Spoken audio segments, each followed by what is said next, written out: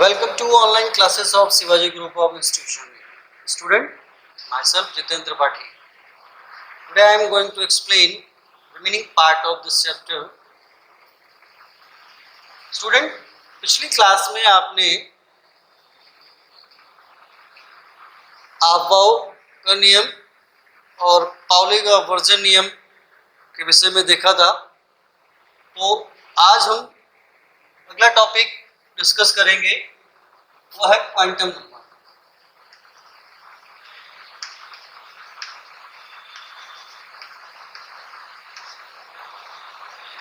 Yes, quantum numbers क्या है? वे संख्याएं जो किसी तत्व में इलेक्ट्रॉन की स्थिति के बारे में जानकारी प्रस्तुत करते हैं, क्वांटम संख्याएं कहलाती हैं। Those number which gives total information about an electron present in any atom. किसी भी परमाणु में उपस्थित इलेक्ट्रॉन की संपूर्ण जानकारी प्रदान करने वाली संख्याएं क्वांटम संख्याएं कहलाती हैं। तो बात यह आती है कि जानकारी में आपको क्या चाहिए, क्या क्या जानकारी होनी है। तो इलेक्ट्रॉन की जानकारी के विषय में इसको हम लोग एक तरह से यूं भी कह सकते हैं, एड्रेस ऑफ इलेक्ट्रॉन। इलेक्ट्रॉन का परिचय, इलेक्ट्रॉन का एड्रेस, पता, एक्चुअली में एटम में कहाँ पर है वो। तो चार चीजों की जानकारी मिलती है। एक तो मिलता है सेल नंबर, यानी कि कोष। दूसरा आता है सबसेल, इसको बोलते हैं कोष। तीसरा आता है ऑर्बिटल, इसको बोलते हैं कक्षक, इसको हम ऑर्बिट भी बोल सकते हैं। ओके। और चौथा होता है डायरेक्शन, डायरेक्शन ऑफ इलेक्ट्रॉन, मतलब इलेक्ट्रॉन की दिशा। बेसिकली ये चार जानकारी हमको चाहिए होती है किसी इलेक्ट्रॉन के विषय में, कि परमाणु में इलेक्ट्रॉन कहाँ पर है। और ये अगर हम चार जानकारी मिल जाती है तो हम उसकी एग्जैक्ट पोजीशन एटम के अंदर बता सकते हैं। तो क्वांटम संख्याएं चार प्रकार की होती हैं। पहली होती है प्रिंसिपल क्वांटम नंबर, इसको बोलते हैं मुख्य क्वांटम संख्या। दूसरा होता है एजीमुथल क्वांटम नंबर, इसको बोलते हैं द्विगंशी क्वांटम संख्या। और तीसरा होता है मैग्नेटिक क्वांटम नंबर, चुंबकीय क्वांटम संख्याएं। और फोर्थ नंबर पे आता है स्पिन क्वांटम नंबर, जिसे हम कहते हैं चक्रण क्वांटम संख्या। ठीक है। तो क्वांटम संख्या चार प्रकार की होती है, मुख्य क्वांटम संख्या, द्विगंशी क्वांटम संख्या, चुंबकीय क्वांटम संख्या और चक्रण क्वांटम संख्या।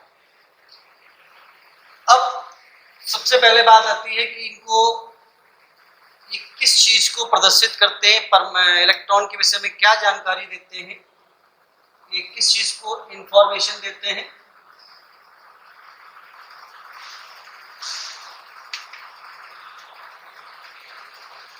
ये सेल को इन्फॉर्म करता है इसी ऑर्डर में, सबसेल को इन्फॉर्म करता है, ये ऑर्बिटल को इन्फॉर्म करता है, और ये डायरेक्शन को इन्फॉर्म करता है।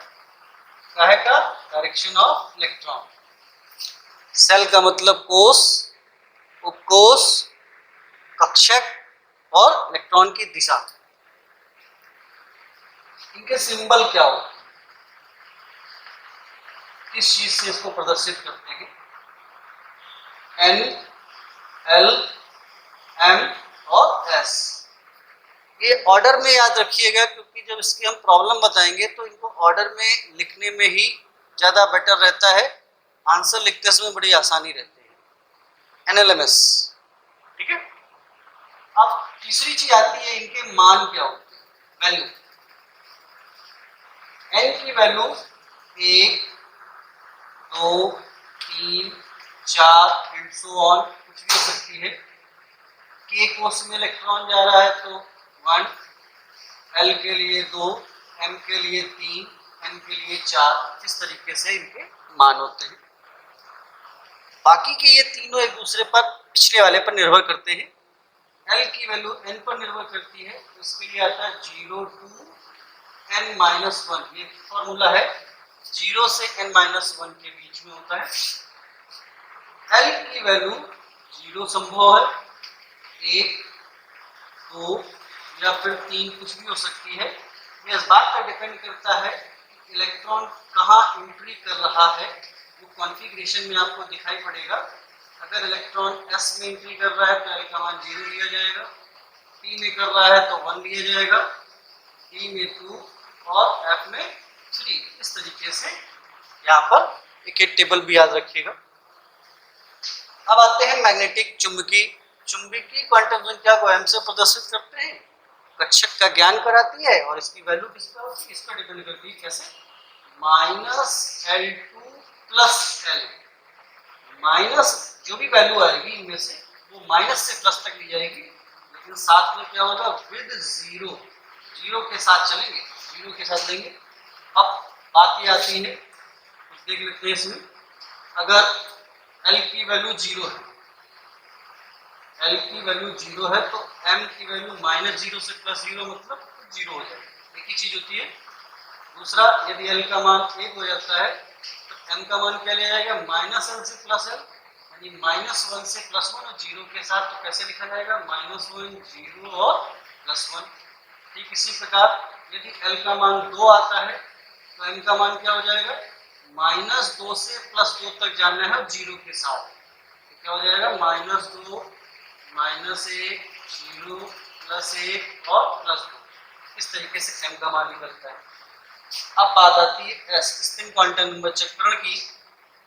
तो किसी भी कक्षक में 2 इलेक्ट्रॉन होते हैं जिनकी दिशा विपरीत होती है, एक घड़ी की दिशा में जिसको क्लॉकवाइज बोलते हैं और एक घड़ी की विपरीत दिशा में जिसको एंटी क्लॉकवाइज बोलते हैं।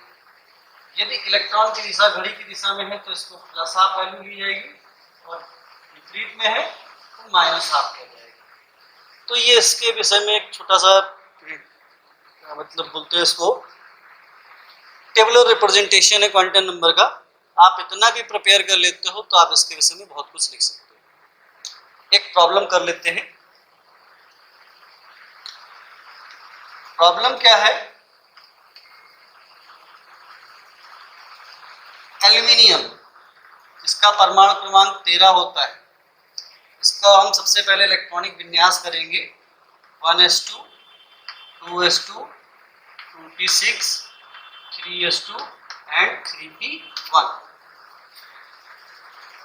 अगर हमको इसमें अंतिम इलेक्ट्रॉन कौन सा है, 13वां, अगर उसके लिए क्वांटम संख्याएं निकालनी पड़ जाएं तो हमारा क्वेश्चन हो जाएगा कि 13वें इलेक्ट्रॉन के लिए, क्वेश्चन ऐसे भी आ सकता है कि 13वें इलेक्ट्रॉन के लिए चारों क्वांटम संख्याओं का मान बताइए, या यूं कह सकते हैं कि अंतिम इलेक्ट्रॉन के लिए 13वां ही आखिरी है।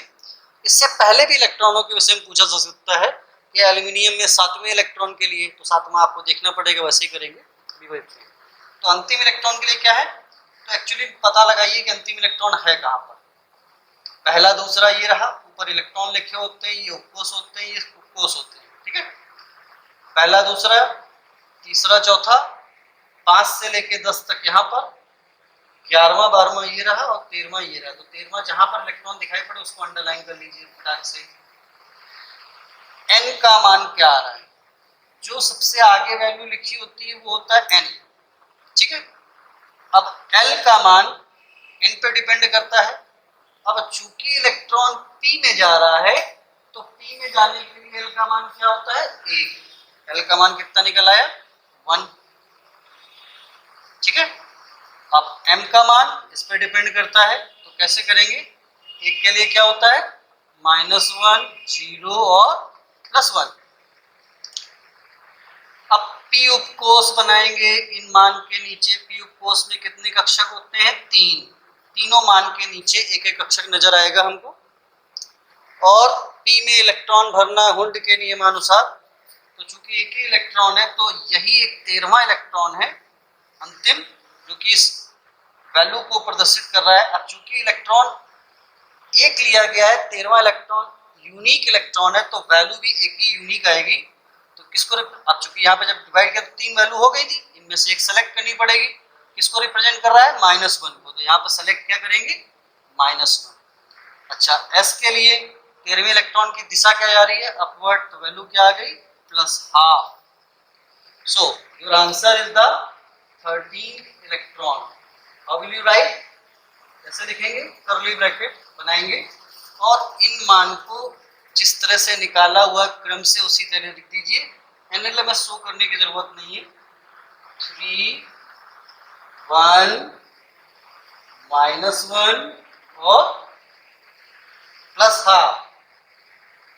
ये आपको चिन्ह भी लगाने होंगे, जिससे इनमें चिन्ह की जरूरत पड़ रही तो चिन्ह लगाने पड़ेंगे। तो 13 इलेक्ट्रॉन का एड्रेस क्या हो गया? 3, 1, -1 एंड +12। इस तरीके से क्वांटम नंबर निकालते हैं। आप प्रैक्टिस कीजिएगा। अगले क्लास में हम आपको और भी इसके एग्जाम्पल बताएंगे और भी अलग तरीके के प्रॉब्लम डिस्कस करेंगे। तो आज के लिए इतना ही। Thank you for attending the class.